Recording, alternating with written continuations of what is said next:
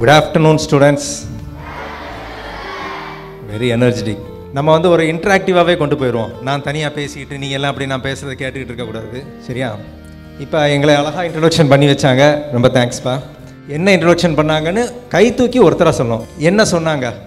Sir, she tell about what you are going to teach and where you come from.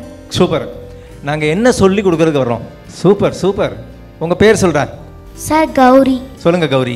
Sir என்விரான்மெண்ட்டை பற்றி சொல்ல போகிறீங்க. Okay, environment பற்றி என்ன சொல்ல போகிறோம்? சார் அவர் ஃப்யூச்சரை பற்றி ஏதாவது சொல்ல போகிறீங்க. உங்கள் ஃப்யூச்சருக்கு என்விரான்மெண்ட் என்ன சம்மந்தம்? நீங்கள் வந்து ஸ்கூலில் தான் படிக்கிறீங்க, என்விரான்மெண்ட்டுக்கு உங்களுக்கு என்ன சம்மந்தம்? சார் எத்தை ப்ரொடெக்ட் பண்ணுறது. ப்ரொடக்டிவ். சூப்பர். வேறு யாராவது? She introduced you guys and then she told that you're going to be teaching us about environmental stability, sustainability and how we can take care of our environment to save our population. Super, super, super. Let's give a big hand to him. First எங்களை பற்றி எல்லாம் நான் சொல்லிக்கிறேன். மதுரையில் வந்து தமிழ்நாடு தொழில் வர்த்தக சங்கம், அதாவது தமிழ்நாடு சேம்பர் ஆஃப் காமர்ஸ் அப்படின்னு ஒரு ஃபோரம் இருக்குது.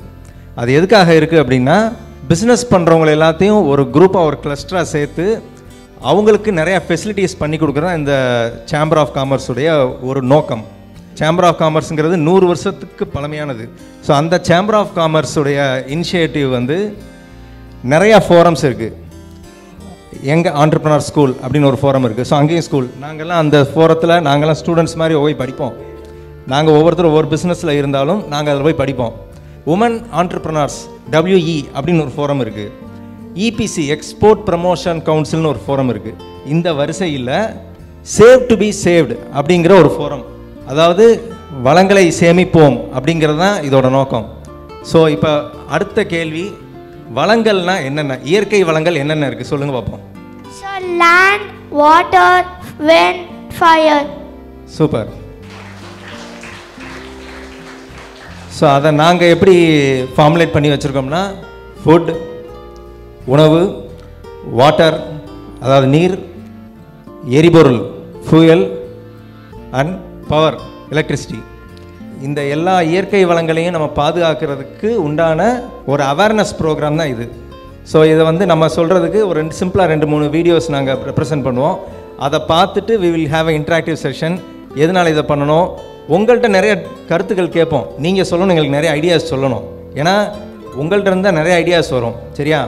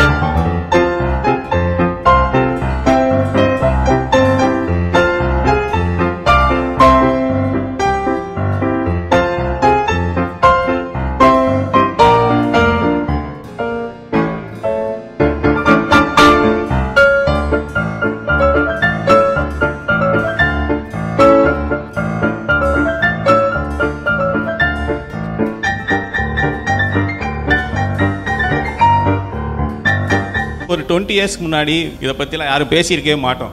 எதுக்காக இதை வந்து மெயினாக சேவ் பண்ணணும்னு சொல்கிறோம்னா, இப்போ நீங்கள் சேவ் பண்ணால் தான் ஃப்யூச்சரில் வந்து நம்ம கோல் இருக்குது பார்த்தீங்களா, கோல் வச்சு தான் இதை கரண்ட் எடுக்கிறோம். இதோட கன்சப்ஷன் வந்து இப்போ ரொம்ப இதாகிட்டே வருது. இப்போ எலக்ட்ரிசிட்டி பற்றி பார்த்துட்டோம். அடுத்து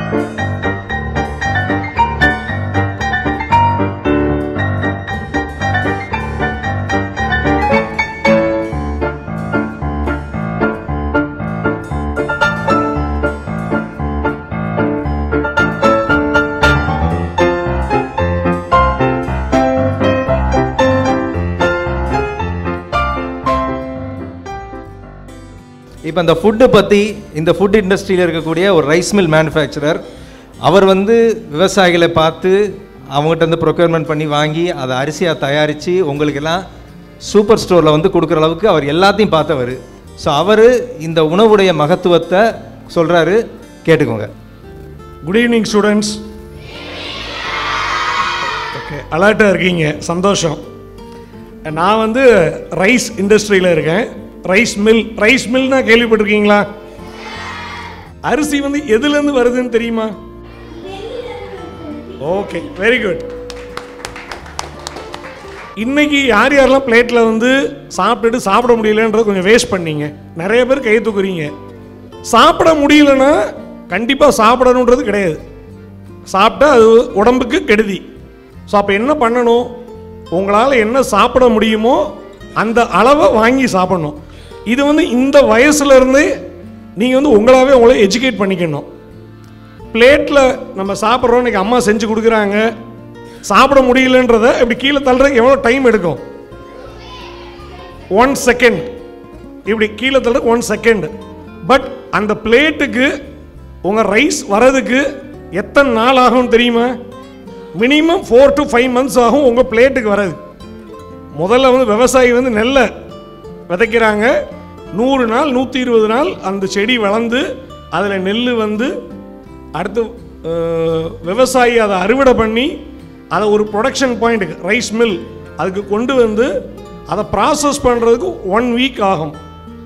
ஸோ இதெல்லாம் ப்ராசஸ் பண்ணி வர்றதுக்கு ஒரு 120 to 150 days ஆகும். பட் ஆனால் ஒரு செகண்டில் நம்ம என்ன பண்ணுறோம்? கீழே தள்ளிடுறோம். ஜப்பானில் வந்து எஜுகேஷனில் ரொம்ப முக்கியமாக கன்சிடர் பண்ணுறது இந்த ஃபுட் ஹேபிட். ஒரு ஃபுட்டை வேஸ்ட் பண்ணால் அவன் வந்து இல்லிட்ரேட்னு அர்த்தம். அவர் எவ்வளோ பேர் படித்தவராக இருந்தாலும் சரி, ஃபுட்டை வந்து வேஸ்ட் பண்ணக்கூடாது. அங்கே கல்ச்சரே அப்படி இருக்குது. நீங்கள் கூகுளில் போய் பார்த்தா உங்களுக்கு தெரியும். ஸோ இன்றைக்கிலேருந்து ஒரு மோட்டோ உங்களுக்கு எடுத்துக்கணும், எந்த ஃபுட்டையும் வேஸ்ட் பண்ணக்கூடாது அப்படின்ற ஒரு கிளாரிட்டி உங்களுக்கு வரணும். ஓகேயா? Okay, thank you. திருவள்ளுவர் தெரியுமா எல்லாத்துக்கும்? அவர் இந்த தண்ணியை வந்து அமிர்தத்துக்கு ஈக்குவலன்ட்னு சொல்லி அவர் சொல்லியிருக்காரு. அந்த குறள் யாராவது சொல்ல முடியுமா? வானின் மூலம் வழங்கி வருதலால் தான் அமிர்தமும் என்றுணரா பார்த்து. சூப்பர். எதனால வந்து தண்ணியை வந்து அமிர்தம் சொல்கிறாங்கன்னா, நம்ம தண்ணி இல்லாமல் இருக்கவே முடியாது. நம்ம மட்டும் இல்லை, உலகத்தில் இருக்க எல்லா உயிரினங்களுக்கும். நான் சொல்கிற நேச்சுரல் ரிசோர்ஸஸ் வந்து மனிதர்களாகிய நமக்கு மட்டும் கிடையாது, இந்த உலகத்தில் உயிர் வாழ வந்த அனைத்து உயிரினங்களுக்கும் இது பொது. ஸோ நம்ம இப்போ வந்து அதை டெப்ளீட் பண்ணி எக்ஸ்ப்ளாய்ட் பண்ணி அதை வந்து பொல்யூட் பண்ணோம் அப்படின்னா அது மித்த மிருகங்கள் எல்லாத்தையும், ஈக்காலஜிக்கல் ஃபேக்டர் எல்லாத்தையுமே பாதிக்கும். ஸோ அதனால் தண்ணி வந்து ரொம்ப ரொம்ப ரொம்ப முக்கியம். இப்போ நம்ம உணவு சொல்கிறோம், இது சொல்கிறோம். இப்போ உணவு, அவர் சார் சொல்கிற மாதிரி ஒரு ரைஸ் மில் இண்டஸ்ட்ரியில் ஒரு கிலோ அரிசி தயாரிக்கிறதுக்கே ஒரு 3000 லிட்டர் தண்ணி தேவைப்படும். ஸோ அந்த தண்ணி அவ்வளவு முக்கியமானது. இந்த தண்ணி மொத்தத்திலே உலகத்தில் வந்து ஒரு 3% தான் நமக்கு போர்ட்டபிள் வாட்டராக இருக்குது, அதாவது நம்ம குடிக்கிறதுக்கு உகந்த நீர். இந்த தண்ணீரை நம்ம வீணாக்குனா திருப்பி நமக்கு கிடைக்குமா? நம்மளால் வந்து தயாரிக்க முடியாத சில விஷயங்கள் இருக்குது, அதான் அந்த நேச்சுரல் ரிசோர்ஸஸ். சரியா? தண்ணியை நம்ம தயாரிக்க முடியாது. நீங்கள் பாட்டில் அடைச்சி கொடுக்குறாங்களேன்னு சொல்லலாம். அவங்க என்ன செய்கிறாங்க? எங்கேருந்து எடுக்கிறாங்க தண்ணியை? கிரவுண்ட்லேருந்து எடுக்கிறாங்க. இப்போ ஒரு சின்ன ஒரு ஸ்டோரி சொல்கிறேன் உங்களுக்கு. நீங்கள்லாம் வந்து பிறந்திருக்கவே மாட்டீங்க. ஒரு 50 years பேக் நம்ம போகிறோன்னு வைங்க. அப்போ 50 years பேக் வந்து நம்ம வந்து இந்த அப்படியே இந்த ரோட்டில் அப்படியே போகும்போது எப்படி இருக்கும்னா, சுற்றி வயல்வெளியாக இருக்கும். ஃபுல்லாக சைடில் ஃபுல்லாக வந்து குளங்கள், ஆறுகள், நீர்நிலைகள் நிறையா இருக்கும். கிணறு இருக்கும். கிணறு பற்றி யாருக்காவது தெரியுமா? கிணறுல என்ன இருக்கும்பா? யார் வீட்டிலலாம் கிணறு இருக்குது? Wow, super. தண்ணி வந்து கிணத்துலேருந்து எடுப்பாங்க. இப்போ எதுலேருந்து எடுக்கிறாங்க? போர்வெல். கிணறு எவ்வளோ ஆழத்தில் இருக்கும்? போர்வெல் எவ்வளோ ஆழத்தில் இருக்கும்? சொல்லுங்கள் பார்ப்போம். கிணறு 5 அடியிலே தண்ணி வந்துடும். சூப்பர். போர்வெல்னால் எவ்வளோ டெப்த்தில் இருக்கும்? 100. சூப்பர். ஆனால் 100ங்கிறது இப்போ பத்தலப்பா. இந்த தண்ணி இப்போ நம்ம பூமியிலேருந்து எடுக்கிறோம் இல்லையா, இந்த தண்ணி இப்போ மதுரையில் ஆவரேஜாக எவ்வளோ டெப்த்து போயிடுச்சுன்னா 600 அடி. 600 அடி. நீங்கள் சொல்கிற 100 அடிலாம் தாண்டி போயிடுச்சு. 600 ஃபீட். 600 ஃபீட் டெப்த்து உள்ளே போய் தான் போர்வெல்லேருந்து தண்ணி எடுத்து உங்களுக்கு வாட்டர் பாட்டில் அடைச்சி கொடுக்குறாங்க. சரியா? ஆக்சுவலாக அது தப்பு. நிறையா கண்ட்ரியில் வந்து இந்த போர்வெல் போடுறதையே வந்து இல்லீகல்னு பேன் பண்ணியிருக்காங்க. போர்வெல்லே போடக்கூடாது. நம்ம வந்து தண்ணி வந்து எங்கேருந்து எடுக்கணும்னா, கடவுள் எங்கே இருப்பார்? மேலே மேலே தான் எதிர்பார்க்கணும் தண்ணியை. மழைநீர் வந்து அந்த மழைநீரை நம்ம சேமிக்கணும். சேமித்து தான் அந்த தண்ணியை நம்ம யூஸ் பண்ணணும். அதுக்கு மாற இப்போ நம்ம என்ன மாறிட்டோம்? Culture, borewell. இப்படியே போனால் என்ன ஆகும் அப்படின்னு சொல்லி ஒரு சின்ன வீடியோ கிளிப்பிங் இருக்குது, அதையும் பார்த்துருங்க.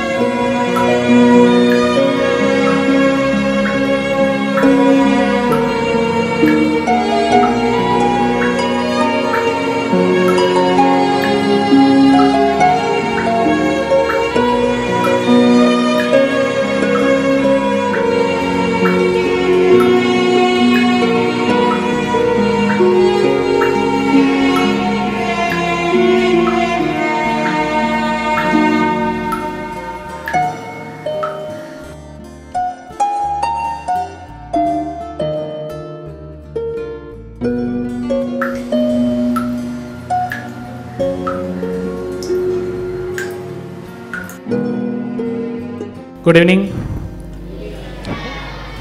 வாட்ரு பற்றி இவ்வளோ நேரம் சார் வந்து எக்ஸ்பிளைன் பண்ணாங்க. இதை பற்றி ஒரு சில குவிஸ் கேட்குறோம். எர்த்தோட சர்ஃபேஸில் மொத்தம் எவ்வளோ வாட்டர் இருக்குன்னு தெரியுமா? எங்கேருந்து வந்துச்சு ஆன்சரு? இங்கே இருந்த பையன் 72 சொல்லியிருக்கான். ஆல்மோஸ்ட் 71 to 73% வந்து கவர்டு வித் வாட்டர். இப்போ ஓவரால் இந்த வேர்ல்டு சர்ஃபேஸில் 71% வாட்டர் இருக்குது. அப்புறம் ஏன் நம்ம வாட்டரை சேவ் பண்ணணும்? வெறும் 29% தான் வந்து ஆல்மோஸ்ட் லேண்ட் இருக்குது. வாட்டர் தானே நிறையா இருக்குது, நம்ம எதுக்காக சேவ் பண்ணணும் அப்படின்னா, ஃப்ரெஷ் வாட்டர் ஒரு ஹியூமன் கன்சியூம் பண்ணக்கூடிய ஃப்ரெஷ் வாட்டர் எத்தனை பர்சன்டேஜ் இருக்குன்னு சொல்ல முடியுமா? 3%. சூப்பர். நமக்கு வந்து வாட்டர் ட்ரிங்கிங் சோர்ஸ் எங்கேருந்து வருது? ரெயின். Okay, rain. தென் அக்ரிகல்ச்சருக்கெலாம் எங்கேருந்து வாட்டர்ஸ் யூஸ் பண்ணுவாங்க? Okay, super, river. ஆல்மோஸ்ட். வீட்டில் நம்ம ஹோம் அப்ளையன்சஸ் யூஸ் பண்ணுறோம், எதில் அதிகமாக வாட்டர் கன்சியூம் ஆகுதுன்னு சொல்லுங்கள். Super, washing machine. யார் யார் வீட்டிலலாம் வாஷிங் மிஷின் இருக்கு? எல்லார் வீட்லேயும் ஆல்மோஸ்ட் இருக்குது. அப்போ அந்த வாஷிங் மிஷினை கரெக்டாக பயன்படுத்தணும். ஒரு லோடு 6 kilograms கெப்பாசிட்டினா ஃபுல் லோடு போட்டுட்டு ஒன் டைம் ரன் பண்ணுங்க. ஒரு கொஞ்சம் போட்டுட்டு அப்புறம் மிச்சம் கொஞ்சம் ரெண்டாவது ரவுண்டு போட்டுட்டு அப்படி யூஸ் பண்ணுறதுனால double the time washing machine வந்து யூஸ் ஆகுது. அந்த வாட்டரை வந்து வேஸ்ட் பண்ணிக்கிட்டு இருக்கோம் நம்ம. எதனால் வாட்டர் பொல்யூஷன் ஆகுதுன்னு ஒரு பாயிண்ட்.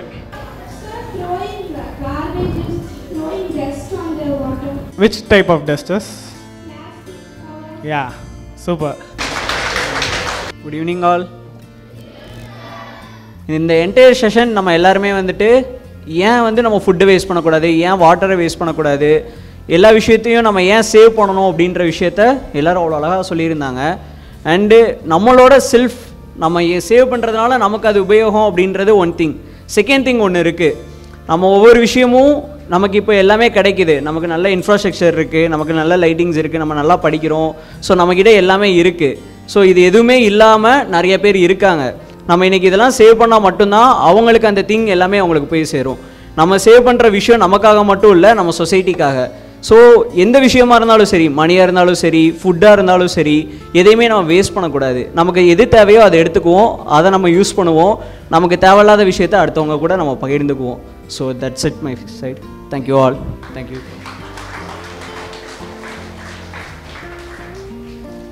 ஒரு சின்ன ஸ்லோகன், எல்லாரும் அவங்க சாப்பிட்றதுக்கு முன்னாடி இதை மைண்டில் நினச்சிட்டு சாப்பிடுங்க, சரிங்களா? நாம் உண்ணும் உணவோ நமக்கானது, நம் வீணாக்கும் உணவோ மற்றவருக்கானது. உணவை வீணாக்க மாட்டோம். இந்த ஸ்லோகனை எல்லாரும் அவங்க சாப்பிட ஆரம்பிக்கிறதுக்கு முன்னாடி இதை நினச்சிக்கோங்க. எந்த ஒரு ஃபுட்டையும் வேஸ்ட் பண்ணாதீங்க. தேங்க்யூ. இவ்வளோ நேரம் எங்களுடைய இந்த பேச்சை கேட்டதுக்கு, எங்கள் கூட ரொம்ப ஆக்டிவாக பார்ட்டிசிபேட் பண்ணதுக்கு ரொம்ப தேங்க்ஸு.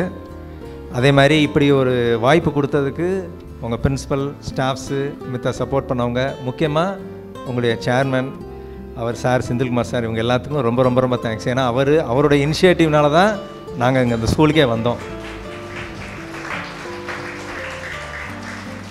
இந்த இனிஷியேட்டிவ் இன்றைக்கி ஒரு நாள் நாங்கள் இதை பற்றி அவேர்னஸ் கொடுக்குறதோட நாங்கள் முடிக்க விரும்பலை. ஏன்னா சார் என்ன சொல்லியிருக்காரு, எங்கள் ஸ்கூல் கூட சேர்ந்து நீங்களும் பயணம் பண்ணணுன்னு சொல்லியிருக்காரு. நாங்கள் என்னெல்லாம் பிளான் வச்சுருக்கோம்னு நாங்கள் ஒரு ரஃப்பாக சொல்லிடுறேன். நாங்கள் அதுக்கப்புறம் பிரின்ஸிபல் கூட டிஸ்கஸ் பண்ணிவிட்டு உங்களுக்கு அதெல்லாம் சொல்லுவாங்க. Save to be saved warriors அப்படின்னு சொல்லி வி வில் பி அப்பாயிண்டிங். அதுக்கு தனியாக வந்து ஒரு ஸ்டாஃப் எங்களுக்கு சப்போர்ட்டிவாக இருப்பாங்க. ஸோ இது என்னென்னா, ஸ்கூலில் உங்கள் சேர்மனே வந்து தண்ணி லீக் இல்லாமல் இருக்கிறது எல்லாத்தையும் பார்த்துக்கிட்டே இருக்க முடியுமா? நம்ம கண்ணில் பார்க்குறத யாராவது போய் சொல்லணும். ஸோ அவர் ஒரு வேரியர். கிளாஸ் ரூமை பாஸ் பண்ணி போகிறோம், அங்கே லைட் சுவிட்ச் போட்டிருக்காங்க அப்படின்னா தயங்காமல் நம்ம உள்ளே போய் அதை ஆஃப் பண்ணிவிட்டு போகணும். அதுக்கு ஒரு டைம் ஸ்பெண்ட் பண்ணுறது தப்பு இல்லை, சரியா? இதெல்லாம் வந்து பண்ணக்கூடிய விஷயங்களை நாங்கள் அவங்கள்ட்ட டிஸ்கஸ் பண்ணிவிட்டு இதுக்கு ஒரு மெஷர் எடுக்க போகிறோம். அப்புறம் சப்சிக்வெண்ட்டாக வந்து இந்த சேவ் டு பி சேவ்டு பற்றி நிறையா காம்படிஷன் நடத்த போகிறோம். இதெல்லாத்துலேயும் நீங்கள் பார்ட்டிசிபேட் பண்ணணும். இது ஒரு ஆனுவல் கான்ஃபரன்ஸாக நடத்துவோம் இந்த சேவ் டு பி சேவ்டு. அதில் எல்லா ஸ்கூலும் பார்ட்டிசிபேட் பண்ணுவாங்க. இப்போ உங்கள் ஸ்கூலுக்கு வந்த மாதிரி ஒவ்வொரு மந்த்தும் வேறு ஸ்கூலுக்கு போவோம். இந்த எல்லா ஸ்கூல்லையும் இருந்து காம்படிஷனில் பார்ட்டிசிபேட் பண்ணுவாங்க. அப்போ பெஸ்ட்டாக வீட்டில் வந்து நல்லா கரண்ட்டை மிச்சம் பிடிச்சவர், இந்த மாதிரி அதே மாதிரி எங்களுக்கு நிறையா டிப்ஸ் கொடுக்குறவங்க, இதை மாதிரிலாம் வந்து காம்படிஷன் வின் பண்ணுறவங்களுக்கு உங்கள் பேரண்ட்ஸோட அந்த கான்ஃபரன்ஸில் வச்சு வில் ஹானர் யூ, சரியா? இதெல்லாம் வந்து பண்ணுறதுக்கு நாங்கள் ரொம்ப ஆவலோட காத்துக்கிட்டு இருக்கோம். With all your support. இனி சர்வதேச கல்வி சாமானியர்களுக்கு கல்வி குரூப் ஆஃப் ஸ்கூல்ஸ்